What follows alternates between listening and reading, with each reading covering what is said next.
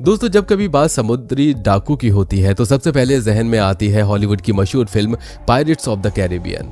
इसमें समुद्री लुटेरे का अभिनय करने वाले जैक स्पैरो ने अपनी एक्टिंग से सभी को अपना दीवाना बना लिया। मगर क्या आपने कभी सोचा है कि तब क्या हो जब आपका सामने ऐसे असली समुद्री लुटेरों से हो जिनका जहाज को लूटने का अंदाज इन फिल्मी कैरेक्टर से भी खौफनाक और खूंखार हो, जो अपनी भयानक लूट और तबाही के कारण समुद्र की दुनिया के यमराज कहे जाते हैं। जी हाँ दोस्तों, हम बात कर रहे हैं सोमालियन पायरेट्स की। आज जानेंगे आखिर कैसे बन गई है दुनिया के सबसे डेंजरस डकैत, कैसे देते हैं ये अपने काम को अंजाम और कौन सप्लाई करता है इन्हें खतरनाक हथियार। जानेंगे सभी सवालों के जवाब आज हमारी इस वीडियो में। दोस्तों, इंटरनेशनल मैरीटाइम के अनुसार हर साल $16 बिलियन का नुकसान केवल समुद्री डकैतों की वजह से होता है। अब आप कहेंगे, क्या आज के जमाने में भी समुद्री डाकू होते हैं? क्योंकि ऐसी कहानियां तो आज से सैकड़ों सालों पहले सुनाई जाती थी। पर सच तो ये है कि आज के जमाने में भी समुद्री डाकू होते हैं, और वो भी काफी एडवांस और लेटेस्ट टेक्नोलॉजी से लैस। अब तो ये डाकू इतने बोल्ड हो चुके हैं कि ये नेवी के जहाजों और हेलीकॉप्टर्स को भी निशाना बनाने से नहीं चूकते, जिसका एग्जाम्पल 2021 में देखने को मिला, जब तुर्की के शिप MV मोजार्ट को उत्तर पश्चिमी समुद्री लुटेरों ने हाईजैक कर दिया। इसके बाद हाईजैकर्स ने इंजीनियर फरमान इस्माइलियोव की हत्या कर दी और दूसरे क्रू मेंबर को भी बंदी बना लिया। फिर उन्होंने सरकार से एक बड़ी रकम मांगी और अपनी पूरी मांगे पूरी करवाने के बाद उन्होंने बंदी बनाए गए 15 क्रू मेंबर्स को छोड़ा। दोस्तों, समुद्री डकैतों के लिए दो समुद्री इलाके सबसे ज्यादा बदनाम है। पहला है अदन की खाड़ी से पूर्वी अफ्रीका तक का इलाका, और दूसरा है पश्चिमी अफ्रीका की गिनी की खाड़ी का इलाका। यहाँ अक्सर जहाजों को लूटने और हाईजैक करने की घटनाएं होती रहती हैं। इस घटना से पहले भी एक घटना हुई थी। दोस्तों, बात है साल 2009 की। मर्स्क एलाबामा नाम की एक अमेरिकी कंपनी का समुद्री जहाज ओमान से निकलता है। जहाज में राहत सामग्री होती है। UN की विभिन्न संस्थाओं की तरफ से इसे पहुंचना था कीनिया, जहां से ये राहत सामग्री युगांडा, रवांडा आदि देशों में भेजनी थी।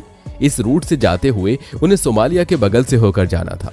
सोमालिया, जिसका नाम सुनते ही एक ही चीज याद आती है, समुद्री लुटेरे। सोमालिया का नक्शा देखिए। अरब देश यमन के एकदम करीब अफ्रीकी महाद्वीप के इस हिस्से में बसा एक मुल्क है जिसे हॉर्न ऑफ अफ्रीका कहा जाता है। ठीक बगल में विशाल समंदर है, और सोमालिया वो मुल्क है जिसके समंदर में मछलियों का अथाह भंडार है।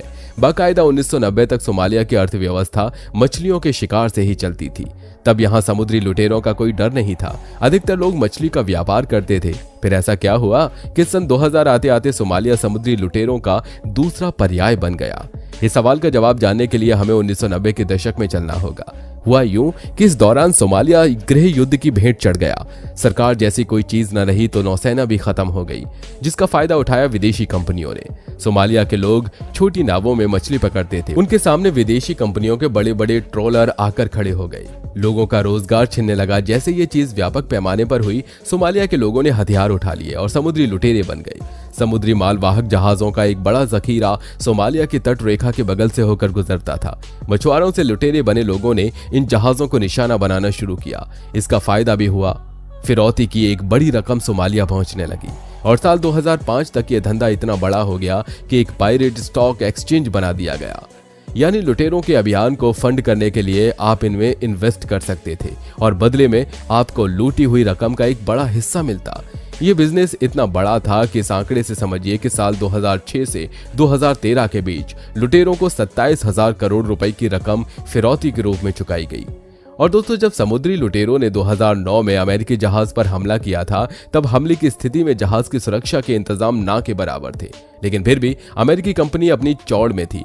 उन्होंने फिलिप्स की एक न सुनी। इस चौड़ के दो कारण थे। पहला, समंदर की सतह और जहाज के डेक के बीच 50 फीट की ऊंचाई थी। 15 नॉट या लगभग 28 किलोमीटर प्रति घंटे की रफ्तार से चल रहे जहाज में इतनी ऊंचाई पर चढ़ना लगभग नामुमकिन सा लगता था। दूसरा, किसी अमेरिकी जहाज पर आखिरी बार 1815 में समुद्री लुटेरों का हमला हुआ था। यानी लगभग 2 सदियों में किसी ने अमेरिकी जहाज पर हाथ डालने की हिम्मत नहीं की थी। सुरक्षा की इस थियरी का सामना जल्द ही प्रैक्टिकल असलियत से हुआ। 8 अप्रैल के रोज क्रू ने देखा कि मछली पकड़ने वाली 2 नावें जहाज के पीछे लग गई हैं, जिस पर सवार थे सोमालिया के समुद्री लुटेरे। दोस्तों, लुटेरे कहने से बात भारी भरकम लगती है। असल में ये 15 से 18 साल की उम्र के लड़के थे। कप्तान फिलिप्स ने फोन पर मदद मांगने की कोशिश की, लेकिन यहाँ से सिर्फ निराशा हाथ लगी।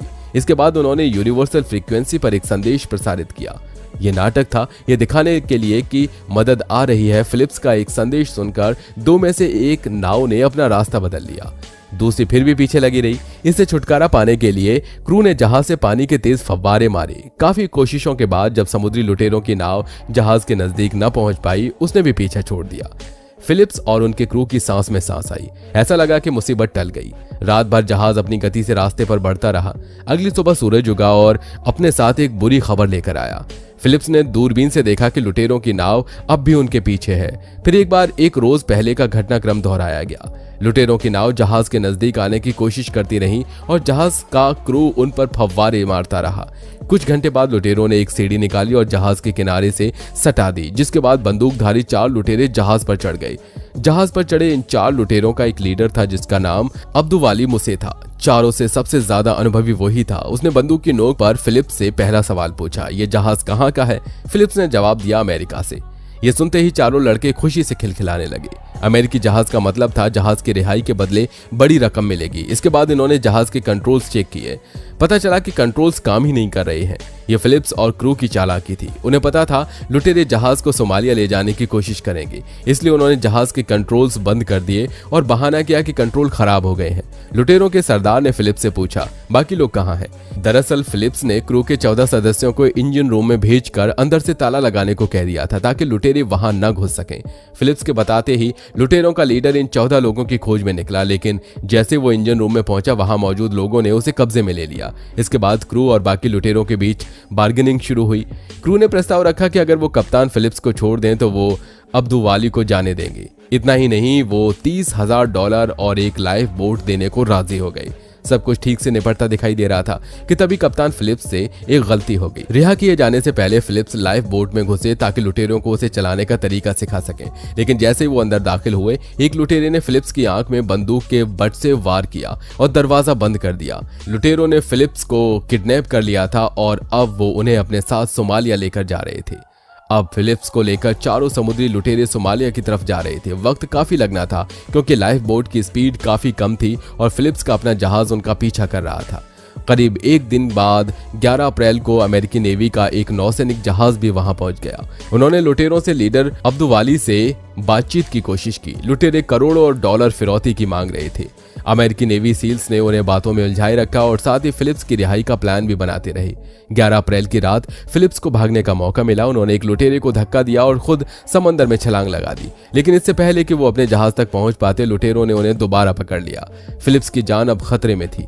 अमेरिकी नेवी सील्स के जवानों को जल्द से जल्द कदम उठाना था। लुटेरों की लाइफ बोट अब तक एक रस्सी के सहारे नौसैनिक जहाज से बांधी जा चुकी थी, जिसकी मदद से नौसैनिक जहाज धीरे धीरे लाइफ बोट के नजदीक आया और 12 अप्रैल की रात मौका पाकर स्नाइपर्स ने 3 लुटेरों को अपना निशाना बना लिया और कप्तान फिलिप्स को सकुशल रिहा कर लिया।